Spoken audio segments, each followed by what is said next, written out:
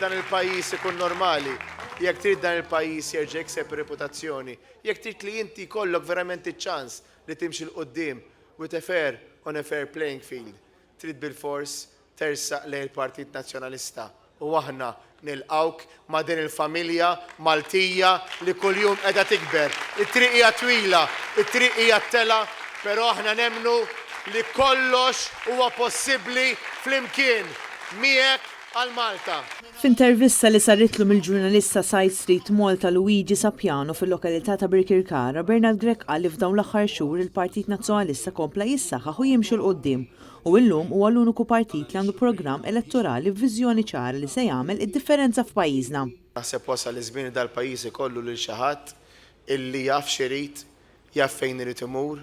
Jiena l-ispaga tiegħi jiġbed il-poplu għaliex il-poplu bil-viżjoni li aħna lesta u li qiegħed illum b'mod ċar nispjega kull ġurnata is-sinna tħanna fit-tielet ġimgħa jien għandi fiduċja li l-poplu se jkun qed jagħti l-opportunità biex inwettqu dan il-pjan għall-pajjiż.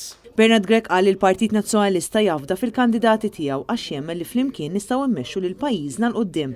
Iżda fuq in-naħa l-oħra hemm Prim Ministru li m'għandux viżjoni kif joħloq il-ġid u allura kellu jibqa' ankrat mal-beħ tal-passaporti baqa' ma ddeċidix fejn tidħol is-sigurtà ta' pajjiżna u dam għal diversi jiem biex waqqaf il-beħ ta' ċittadinanzi lir-Russi. Għandek għażla lili li m'għandix ftehim ma' kriminali li m'iniex maqbut kif inhu maqbut Robert Abela li jinliberu li niddeċidi li se noħolqu 10 setturi ekonomiċi li allura l-ekonomija tagħna tant tkun reżiljenti u varjata anki bis-setturi li diġà jeżistu nkomplu nsaħħu fost oħrajn is-settur marittimu biex ikonna allura l-kreazzjoni tal-ġid tal-jobs mingħajr il-bżonn li bil-fors iridu nbijaw iċ-ċittadinanza.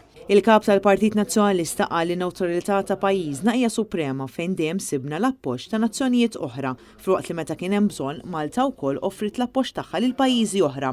Huwa fakkar kif il-politika tal-Partit Nazzjonalista hija politika favur l-edukaturi, l-istudenti, l-ambjent favur reputazzjoni tajba ta' pajjiżna. Intu jien nistgħu nsiru allejati u iva nażlu lill-Partit Nazzjonalista biex innaħħu din l-arroganza, intejbu lil dan il-pajjiż u anki nerġgħu nagħtu kredibilità u reputazzjoni illi jixraqlu. Marija Franca Lanza, Annet News.